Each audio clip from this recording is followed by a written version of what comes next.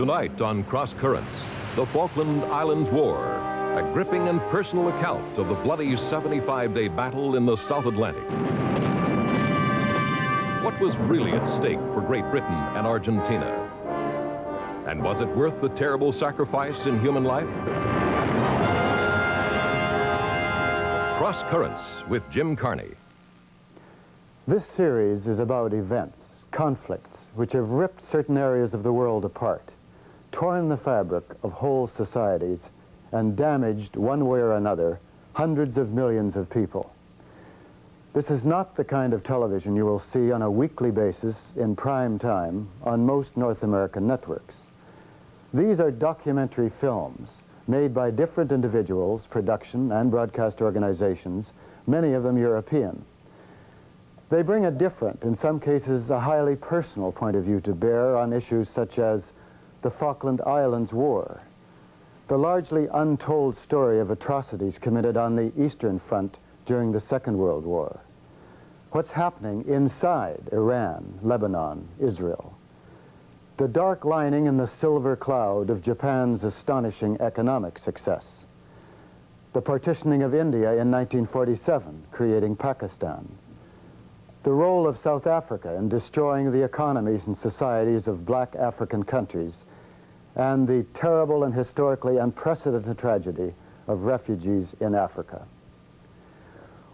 What is most chilling about these stories for me is to realize that all the events and situations are man-made. We're not talking about natural disasters, fate, bad luck. Everything we see is a consequence of decisions by people who see themselves and are seen by their followers as dedicated, well-meaning leaders who are attempting to defend a noble principle or pursue a higher good. And secondly, to realize that all these events have occurred within the last few decades, within the lifetimes of most of us. So what's the point? That the world is going to hell in a bucket? No. For me, watching these films brings a degree of understanding, an understanding of the terrible complexity of issues, of the variety of perspectives and points of view, the contribution of those great social stabilizers, tradition and belief, to the destabilization of modern societies, the difficulties faced by people who have to make the decisions, and the extraordinary heroism of very ordinary people. Cross Currents provides a window into a world that most of us rarely see, much less experience. It's not comfortable, but it's out there. It's our world, and we're part of it. On the morning of April 2nd, 1982, the people of Great Britain woke up to confront the unthinkable. A British territory in the South Atlantic had been invaded by military forces from Argentina.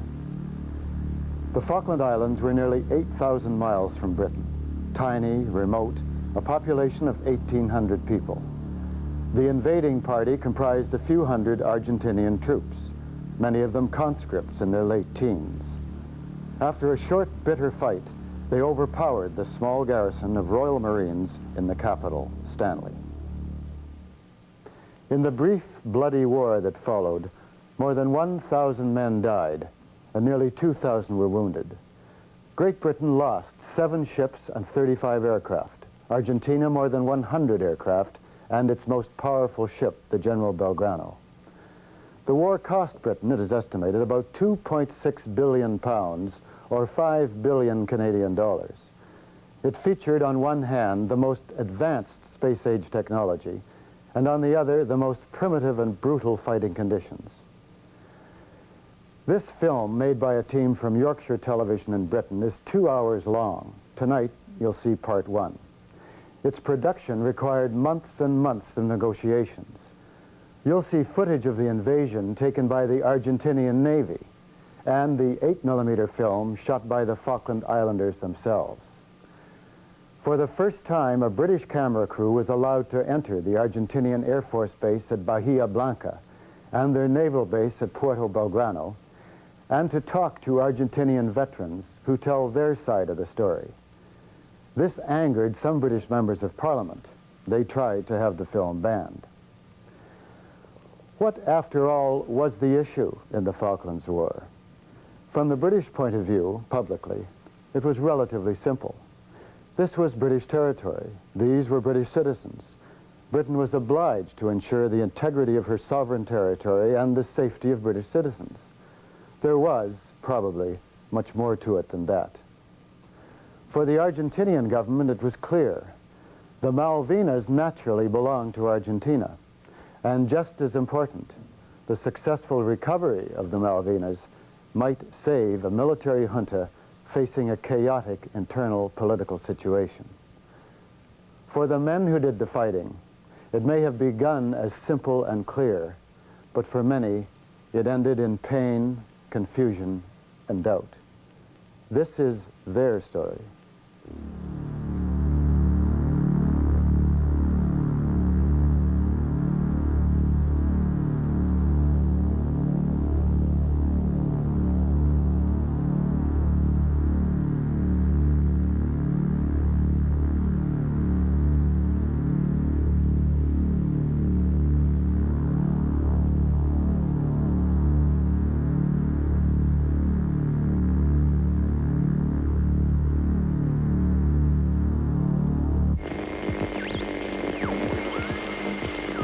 This is Stanley, the Falkland Islands Broadcasting Station. Been instructed by the government of the Falkland Islands to call you and ask you to repeat the message. For the purpose of avoiding bloodshed and property damage among the population, we hope that you shall act prudently. Our concern is for the welfare and safety of the people of the Malvinas. This was the message from the Argentine Armed Forces. 4 a.m., April the 2nd, 1982. Argentine Navy cameramen film their invasion of the Falkland Islands.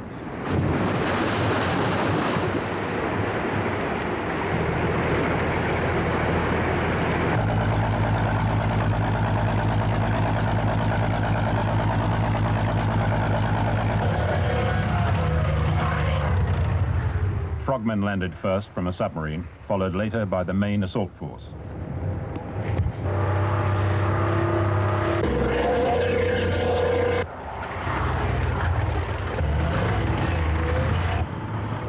It was an historic day for Argentina. Por supuesto, como argentino me sentí muy emocionado y también como... I was thrilled. As an Argentine and as a professional soldier, I was thrilled to be taking part in the recovery of these islands that had been in British hands for so long. It made me very proud. Me llenó de orgullo. This is the Falkland Islands Broadcasting Studio. Now, we've just had a call from Alistair Grieve. Alistair, I understand that you've sighted some of the vehicles, have you?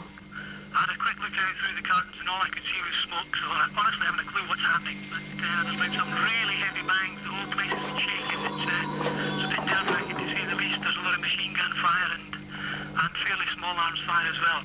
And where are you giving this report from, Ali? Are you standing up, sitting down, or what you're doing? I'm lying on the floor, boy.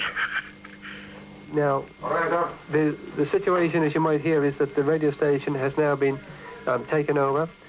We have 3 Argentine Wait a minute. We have everything recorded in 2 tapes. Yes. Okay? For the population. Well, just a minute. If you take the gun out of my back, I'm going to transmit that to you. If you take the gun away. But I'm not speaking with the gun in my back. Everybody was very, very low in spirits. Obviously, we didn't know whether we were going to be shot or what was going to happen. Taken back to Argentina. Everybody knew of the regime over there, the military government, what they'd done to their own people. They knew they wanted the Falklands, and our future, well, we didn't know our future.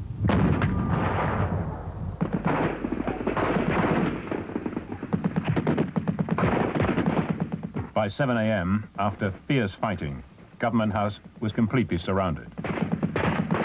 En la inmediación de la casa del gobernador, muy próximo. I captured 2 Royal Marines near Government House. They were waiting there, lying on the ground with all their weapons. I saw another Marine trying to reach Government House. So I covered him with my machine gun. I made him come towards me.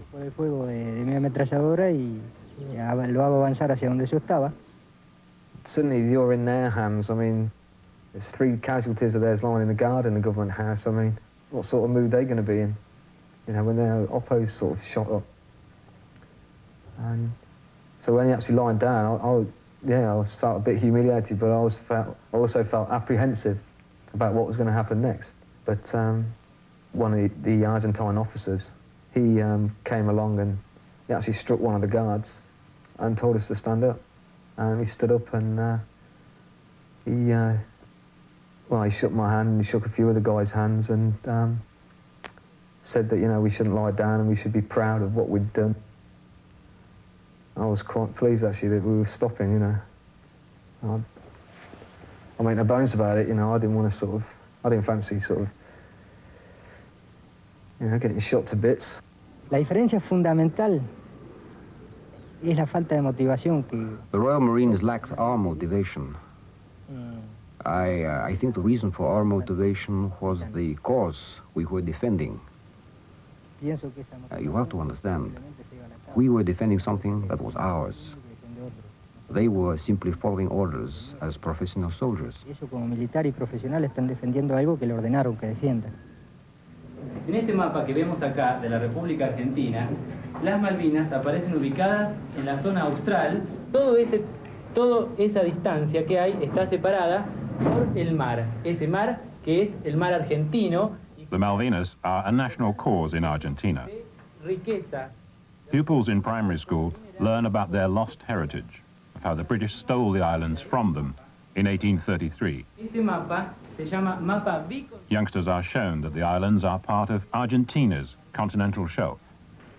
La plataforma continental va a ser la prolongación del continente por debajo del agua. From a South American perspective, Britain's claim to the islands is absurd. Even an unpopular dictatorship would be acclaimed if it could recover the Malvinas. When news of the invasion reached Buenos Aires, the crowds went wild.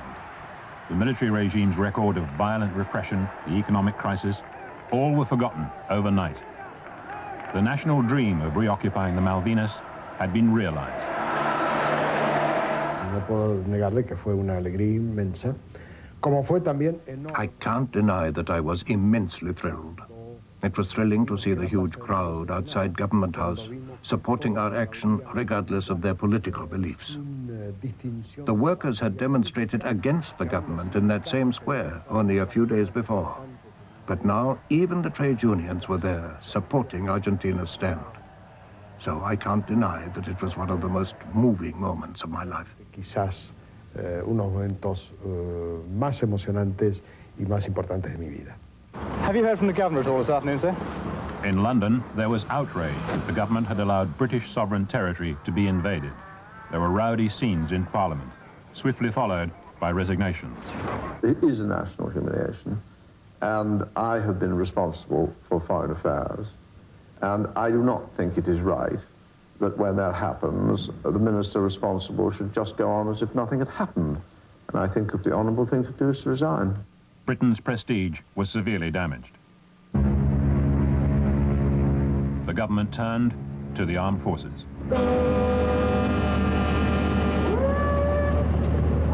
I think everybody thought it would all be over before we got there. You know, there'd be a few little troops on a little island, and when they seen the Royal Navy coming, they'd scurry home. You know, it would be all over.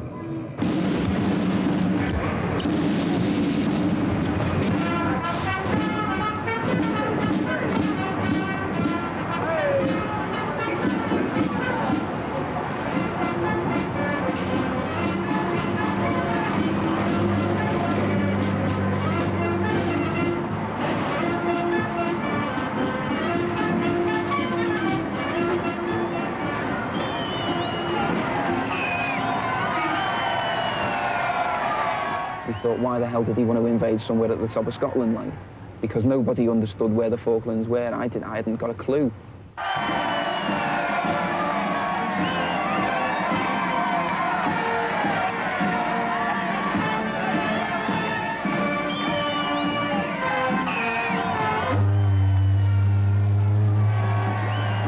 I've always said years ago, God, if there's ever a war breaks out, I'm swimming back to Belfast where I was born. You know, they're not getting me to war. No, I didn't join for war. I didn't want to go, but I thought, well, I've got to go. You know, the taxpayers have been paying my wages for all these years, and okay, they've called my number for once. They've called all our numbers for once.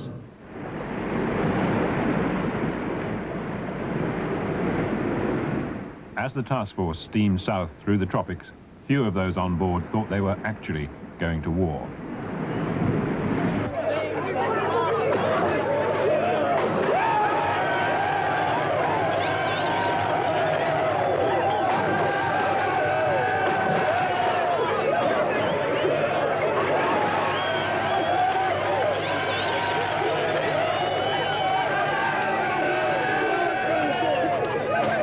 In his letters, he was really thrilled. He'd said, the social life is fantastic. You know, we're playing darts and there's loads of people, cards and cribbage games. There's lots of deck games going on. And he said in one of his letters, whatever's waiting for us down there, nothing will look so bad if we've still got this happy atmosphere on board ship.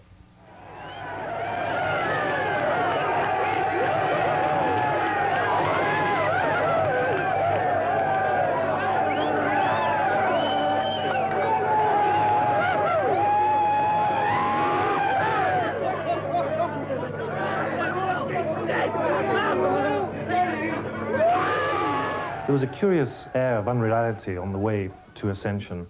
None of us really thought it would come to a war at that stage. Every day we listened to the BBC World Service about the diplomatic maneuvers that were going on, and we genuinely believed there would be a diplomatic settlement, and we were merely an extension of that diplomacy. We had to learn Spanish. Virtually the only stuff that we did learn was things like Manos Arribas and Rendaze, which means hands up and surrender. We didn't think it was much point in learning sort of I surrender or anything like that. Many of them had adopted a rather belligerent, gung-ho attitude. One of the helicopter pilots told me that he'd never dropped a real depth charge on a live target, and he was quite looking forward to it now. And one of the Harrier pilots said that what Britain needed was a small war like this. It would do morale no end of good.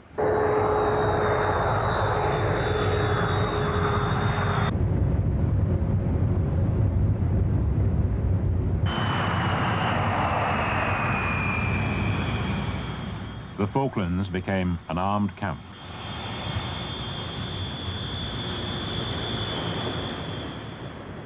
In their thousands, young conscripts arrived from Argentina. La primera vez que ingresé al pueblo, veía que todo lo que había. The first time I went into Port Stanley, I noticed that everything was English. There was practically nothing there to remind me of Argentina.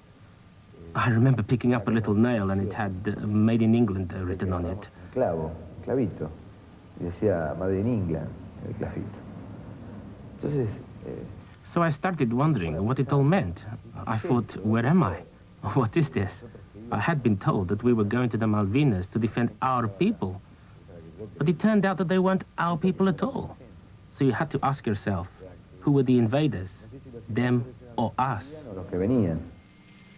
Malvinas Operation Theater Command, communique number 4, guarantees the continuity of the way of life of the people of the islands, respect for private property, freedom to enter, leave, or remain on the islands. Furthermore, the population is exhorted to continue normally with their activities. One of the first things they said when they arrived, that nothing would change, and the next things they said was how things had to change. We had to drive on the other side of the road. We had to have passes to go around Stanley. We weren't let out of Stanley. And people, of course, thought back to the Second World War and how it must have felt for the French and the Dutch and the countries, you know, in Europe, occupied by the Germans. Our military presence grew till about 10,000 men surrounded the village, so Port Argentino became almost like a tiny island in a sea of troops. Yet I'm proud to say that throughout our occupation of the Malvinas, there wasn't a single case of rape or attempted rape. There wasn't a single case of assault. There were a few burglaries. Any offenders were court-martialed and sentenced whether they were conscripts, NCOs, or officers. Correspondiente, ya sea algún oficial, suboficial o soldado. The house next door was unoccupied. Our neighbours were in the UK. We had the key of the house. We realised there were a lot of Argentinians banging on the door, knocking. My husband said, well, rather than let them break the door down, I'll go out and give them the key. He was immediately taken by the Argentinians and made to kneel at our front gate. It was a bitterly cold day, Sunday afternoon. For about 20 minutes, over 20 minutes, he was kneeling there in his shirt sleeves with a submachine gun at his back. I had never realised just what it was like when you can't sit down. I tried to sit down and I couldn't. I was so tensed up, I was so worried. All I did really was walk to the kitchen and made a cup of coffee and came back. I didn't know that in 20 minutes, half an hour, one can drink so many cups of coffee. And I put on Land of Hope and Glory and opened the windows, and I felt that, knowing my husband's sense of humour, that if he were to die, that if the last thing he heard was that, at least he would die with perhaps a little smile on his face. The most straightforward possible fashion. That The United States was anxious to avoid a war between two of its closest allies. the whole conflict seemed to be strange. It seemed to be much less important than it obviously seemed to both sides, because the Falkland Islands by themselves did not seem to be objectively that important, if I may say so, to anyone. And yet suddenly they had become the focus of this enormous, intense conflict.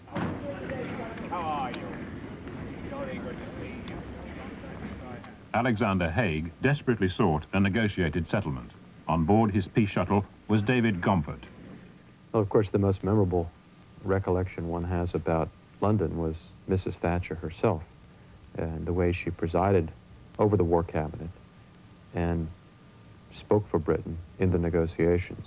She would allow others to speak, to address particular aspects of it based on their expertise, but in all cases she would have the final word, and in some cases she would explicitly overrule a senior member of her cabinet.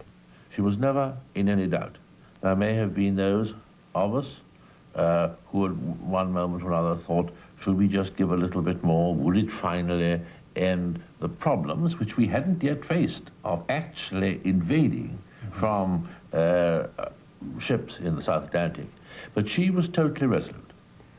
In London, we did not find a very positive disposition toward negotiation.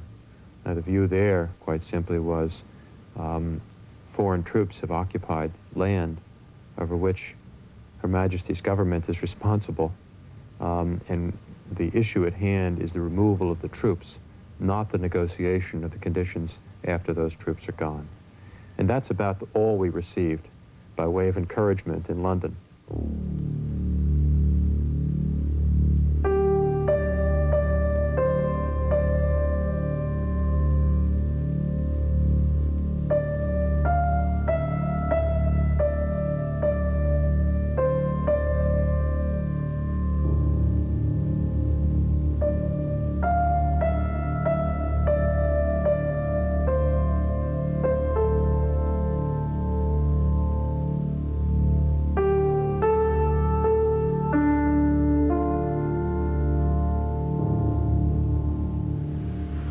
The stormy waters of the South Atlantic brought with them a change in the atmosphere on board the ships of the task force.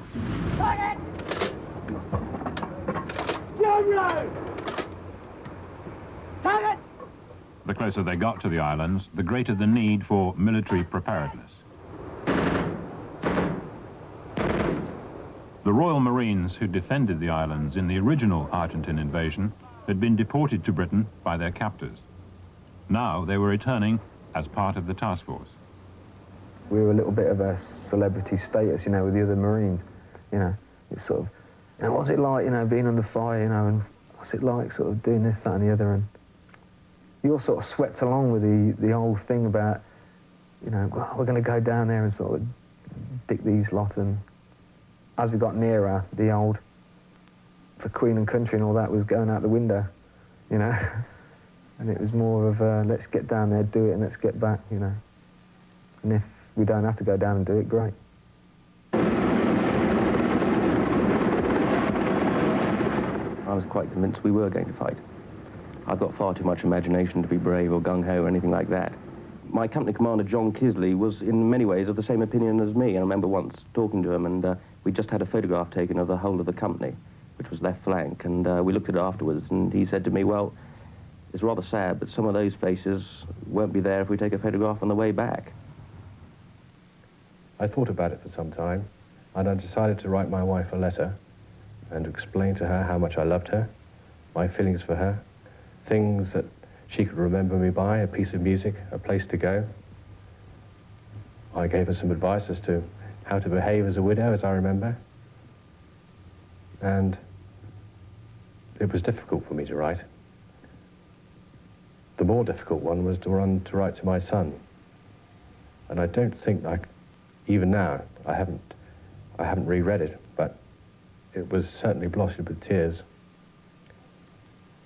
Having written them, and it was the hardest thing I've ever done in my life, I then posted them to my father and asked him to pass them on in the event of my death.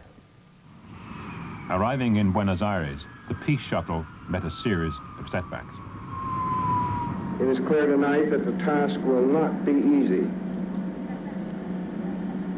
but the stakes are so great that they demand the ultimate effort on the part of all participants in these discussions. Thank you. The mood on the streets was jubilant.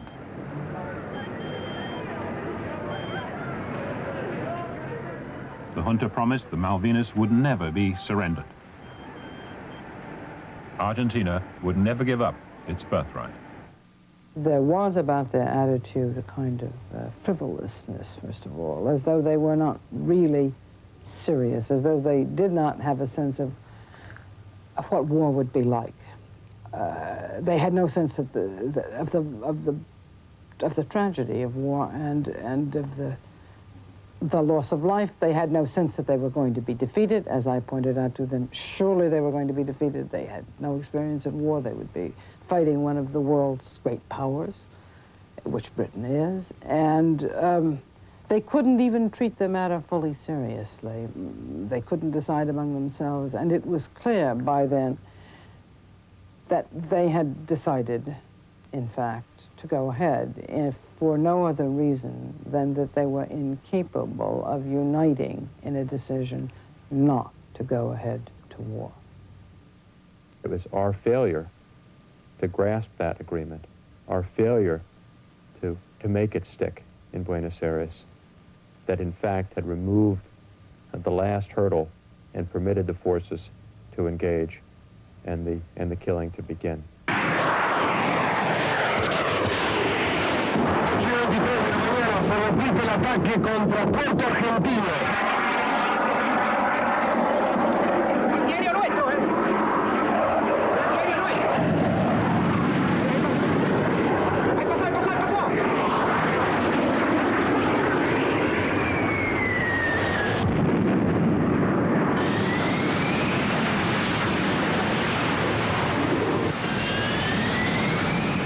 May the 1st. Britain launches an airstrike against Argentine positions around Port Stanley.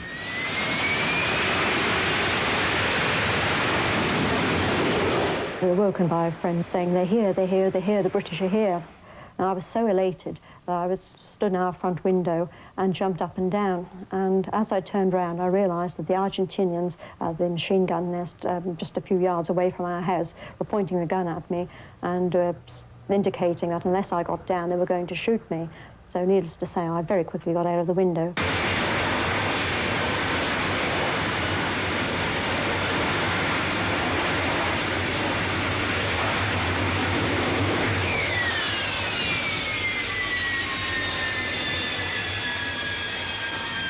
We were probably far more overconfident than we should have been. And I think the general feeling was that, well, we've given the Argentinians a bloody nose, and very soon they'll turn around and say, that's it, we don't want any more, and everything will be over.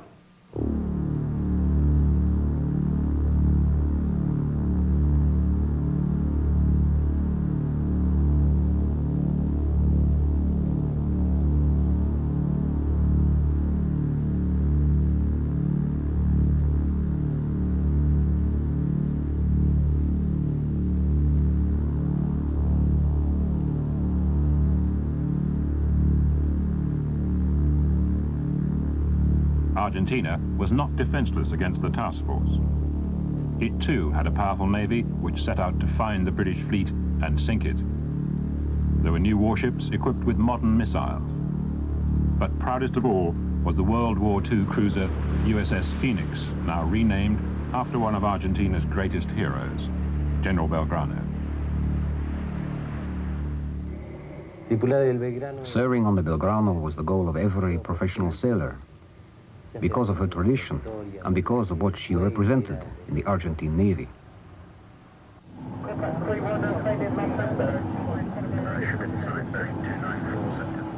The nuclear submarine HMS Conqueror had been patrolling the South Atlantic for a fortnight. It shadowed the Belgrano for 2 days. And the ship right ahead on that bearing. 294.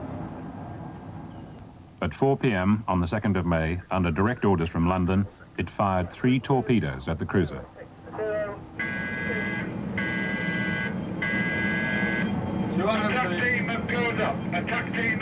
Two struck home. Esa primera explosión fue realmente la que causó la mayor cantidad de muertos en el buque. The first explosion was the cause of the greatest number of deaths on the Belgrano. About 275 sailors died as a result of that explosion and the massive flooding that followed. 4 seconds later came the second torpedo, 15 feet from the bow. Those 15 feet practically disappeared underwater. All the crew members assembled by their life rafts, waiting for the order to abandon ship. Tomo la decisión de ordenar ese abandono. I finally decided to give that order, and surely it must be the most painful and tragic order in a naval officer's career. Debe ser la más importante y la más trágica de toda su historial marinero. Uno se siente imposibilitado de no poder salvar más gente, sabiendo que hay más gente abajo. We knew there were more people below decks and there was nothing we could do to rescue them. We could have tried, but it was just impossible. All we could do was try and collect the wounded from the main deck and take them to the life rafts. Most of them had been burned by the explosions and the fires.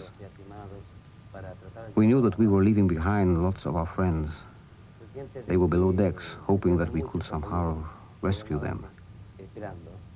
We just couldn't get to them. I couldn't bear it, leaving them behind. Usted sabía que ahí abajo estaban sus colegas, sus amigos. En otro puesto de guardia. And there was nothing you could do. No.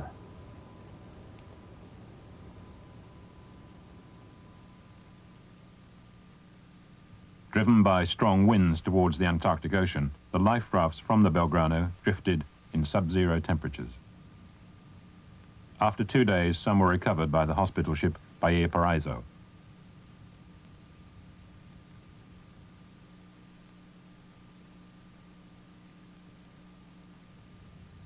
Many of the Belgrano sailors had died of exposure.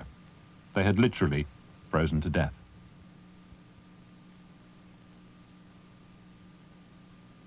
Venía sobre el techo de la balsa. Se ve que en un último intento de ser visualizado y de que era una balsa ocupada. I remember we sighted one life raft, and it had somebody on top of it who seemed to be asleep. He was so well wrapped up that all you could see was his face. He had his survival suit and his life jacket. He was well prepared. At a distance, he seemed to be sleeping peacefully, with his hands folded under his face. He had obviously climbed on top of the life raft looking for rescue ships. When we brought him aboard, we found out that he was dead. That young officer was Lieutenant Gerardo Sevilla. Tuve un llamado telefónico de mi hijo mayor. Me dijo, ¿estás escuchando? That night, my other son called, and he asked me whether I'd been listening to the radio. I said, no, I'd been watching the television. He said he'd been listening to some ridiculous stories on a foreign radio station, but he didn't say anything else. So I went to bed, and early the next morning I switched on the radio, and the first thing I hear is that the Belgrano has been attacked. Que se hundió, bombardearon el crucero General Belgrano. I rushed to the phone to call my son and my sister, and it turned out that they had been up all night listening to the news. That was the start of my long night. My long nights. La larga noche, las largas noches. El lunes no aparecía. The next day, no news. On Tuesday, nothing. That afternoon, the parish priest at the church just across the road from my home said a special mass. All my neighbors and relatives came to pray for my son's safe return. But it was not to be.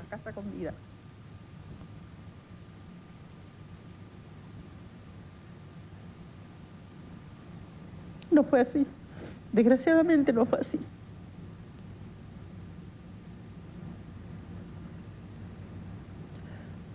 Fue muy angustiante. He was just a boy. He was 6'5". Chico que medía 1.90. So happy. So healthy. Toda su vitalidad, sanísimo. Oh well. He wouldn't like to see me crying like this. En fin. Él no quisiera que yo estuviera así en este momento.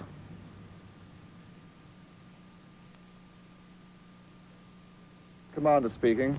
Today we've had a large measure of success.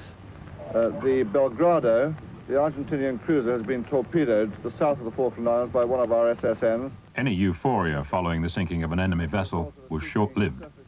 Argentine Navy pilots were determined to hit back.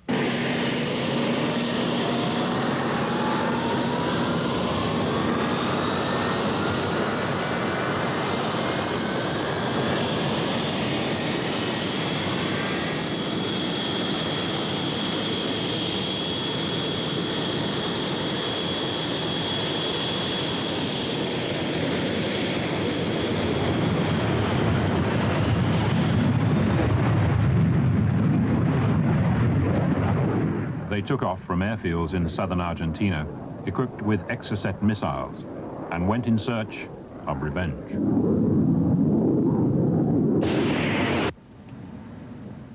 HMS Sheffield was on the lookout for enemy aircraft well forward of the main British fleet.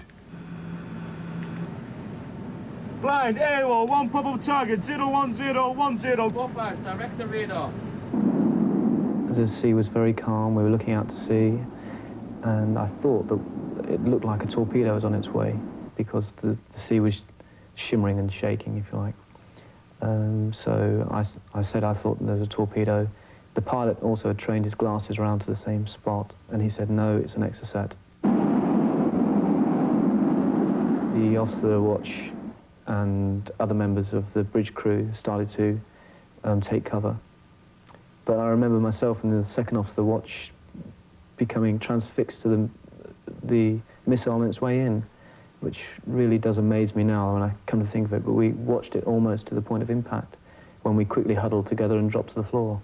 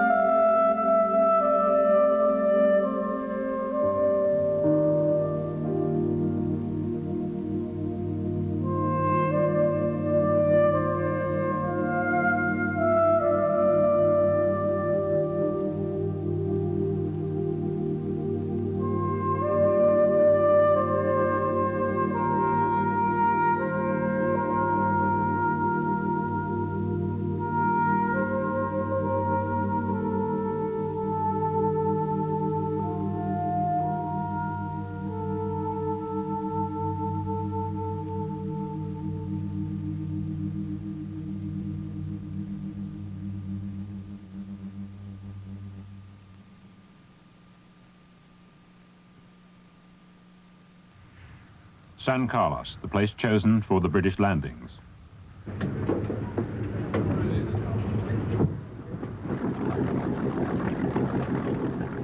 The special boat squadron had been watching the area in secret for weeks.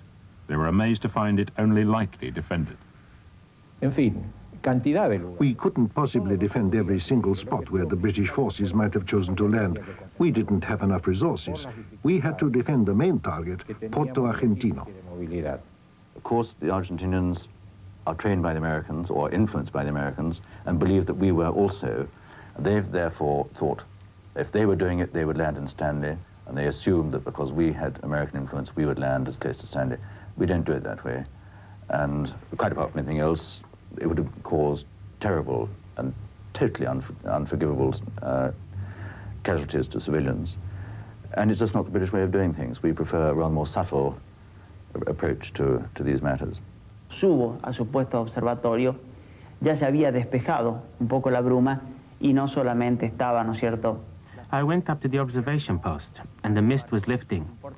I could clearly see several frigates and transport ships, and there were dozens of helicopters flying about and landing craft coming towards us. Terreno firme de la isla.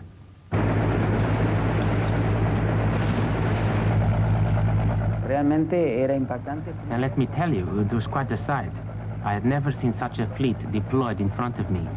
There were 5,000 troops about to land, and there I was with my 40 men.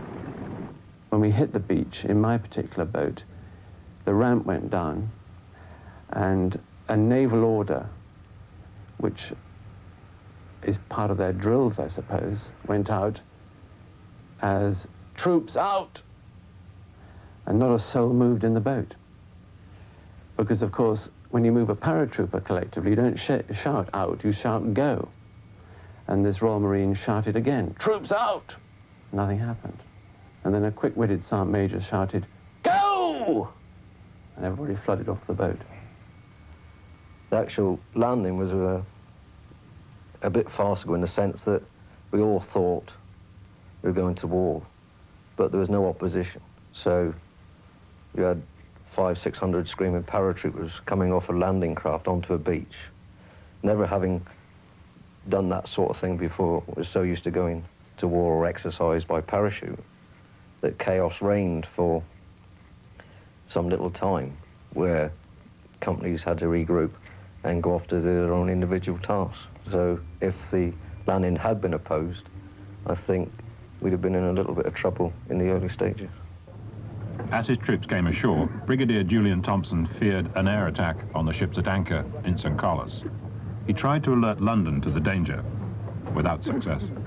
I was very conscious of the fact that I was responsible for the lives of a large number of men. I sent a letter in which I said, we will, of course, carry out the landing because that's what we've been told to do, but you should know that if we are attacked by the air and the enemy are successful in their attacks, we will take very, very heavy casualties indeed. Politicians must never show military advisors that they are fearful of too many casualties. Because if you do that, you will put caution on the commanders right down the way, when caution probably may not be the right answer.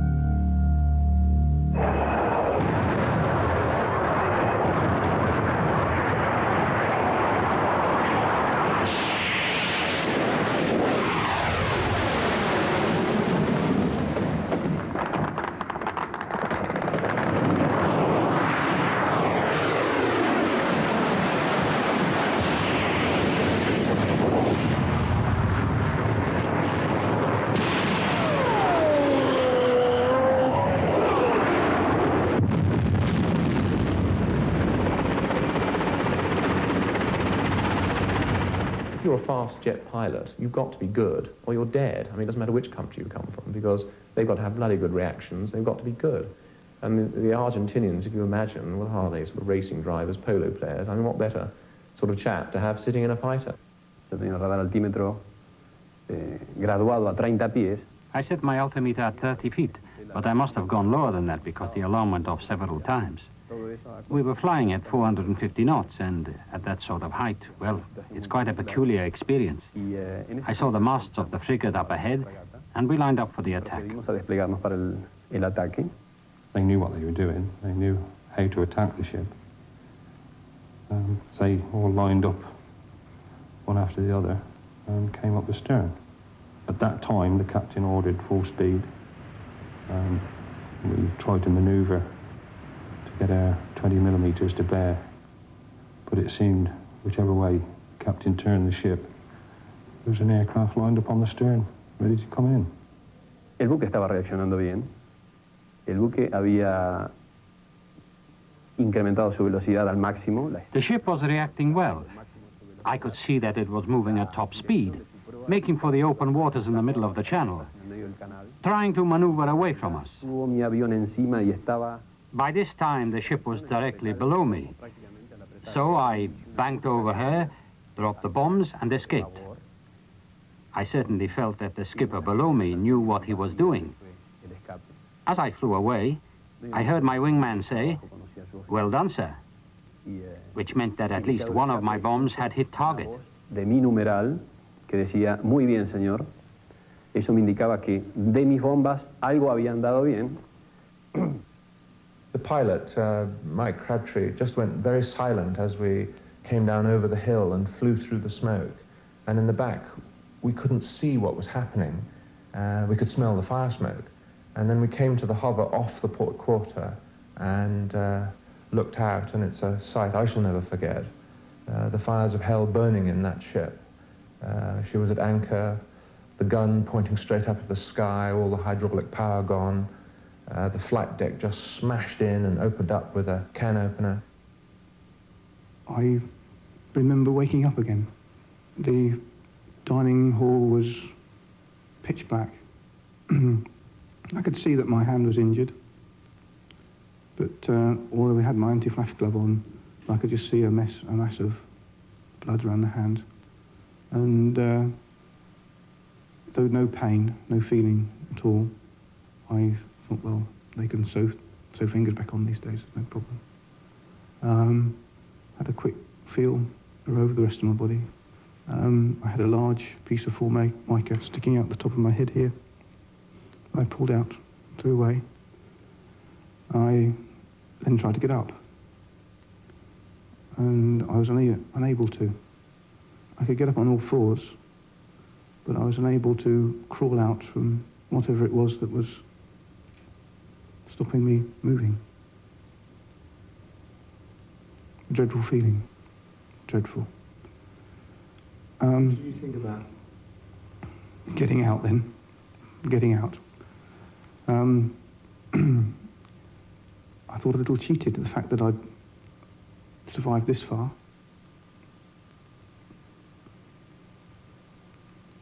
You pray. And I could hear somebody moving around in the debris. And he came up to me and said, "Oh, you're all right, mate, all right." And I said, "Okay, get this thing off my back." I couldn't even see the man, it was so dark. But I certainly know what I was thinking about those days, that time. My wife was 5 months pregnant at the time with our first child.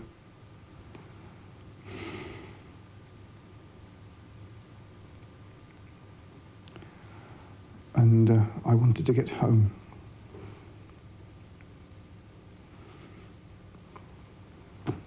But like a miracle, the ship must have slewed round, but we got a breath of sweet-tasting air. The hole in the side must have just caught some air and it wafted. And we took a large lungful, and I started moving to the back end of the ship.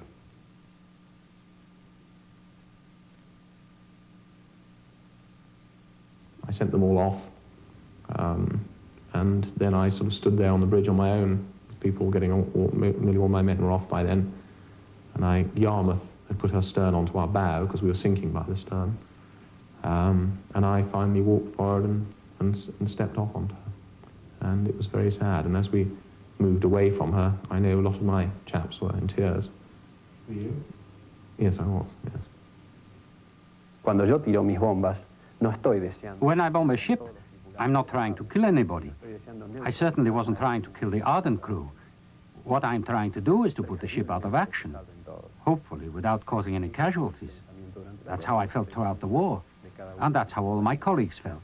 Le diría usted entonces ahora si pudiera al Capitán West, ¿no? Al Capitán West? Bueno. Captain West? Well, I'd tell him that I regret sinking his ship, and I'm sorry that some of his men had to die. But I was doing my job just as he was doing his. Mi tarea, así como él estaba cumpliendo la de él. With the arrival of the British Naval Task Force in late April, the war became primarily a conflict between the British Navy and the Argentine Air Force. When the British sank the General Belgrano on May 2nd, the Argentine Air Force struck back with a vengeance. During 3 weeks in May, the British lost 5 major ships.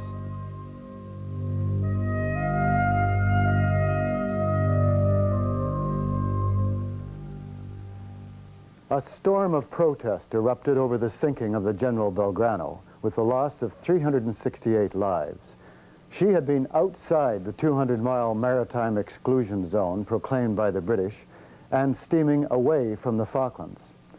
The British nuclear submarine Conqueror had been shadowing the Belgrano for several hours and had fired only under direct orders from London.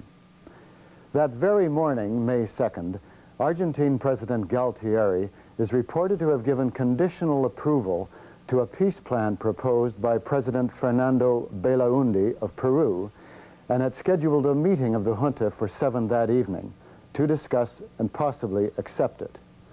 At 4 in the afternoon, the junta was informed of the sinking of the Belgrano. The evening meeting was canceled, the peace proposal rejected. The British government seemed determined to force a definitive military conclusion rather than a negotiated peace. Why? Probably because any negotiated settlement, in the British view, inevitably implied some weakening of the British position, some degree of compromise which could ultimately prove costly. For more than a century, Britain had done very nicely financially out of the Falklands.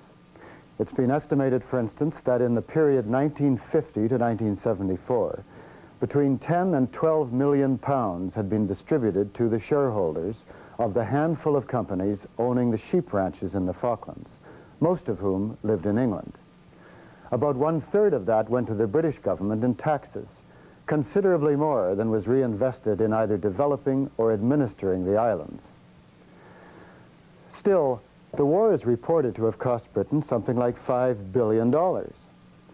Could perhaps Britain's interests have more to do with the fact that the Falklands are a vital strategic and logistical base in relation to Antarctica? The Antarctic landmass is almost the size of Europe and the United States combined.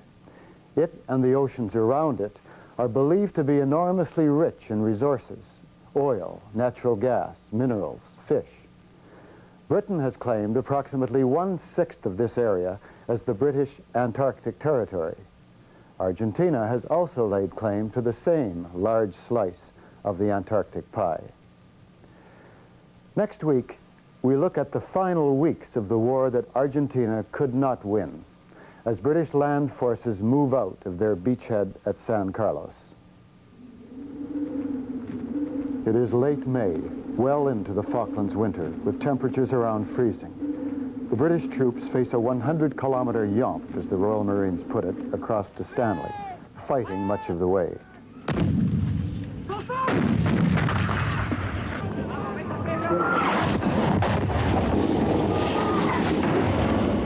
From the technological sophistication of air and sea warfare, the focus moves to war at its most brutal and primitive level. You close up towards the trenches. You throw grenades. You fire your weapon. You bayonet. It's savage, gutter fighting. Everything you've ever experienced before is nothing like it. It is basic killing. The final hour of the Falklands War, the untold story, next week on Cross Currents. If you'd like more information about some of the issues raised in tonight's film, write or phone us for this booklet, prepared as a viewer's guide for the program. It tells you a little bit more about some of the questions touched on tonight and includes a brief chronology of the discovery and settlement of the Falklands and suggestions for further reading. Thanks for being with us tonight. For Cross Currents, I'm Jim Carney. Good night. To obtain a copy of the viewer's guide for the program you've just seen, phone 660-2190. Outside the Vancouver area, you can call toll-free on 1-800-663-9711. If you prefer, you can write for your copy to this address: Knowledge Bookstore, Post Office Box 94,000, Richmond, BC, V6Y 2A2.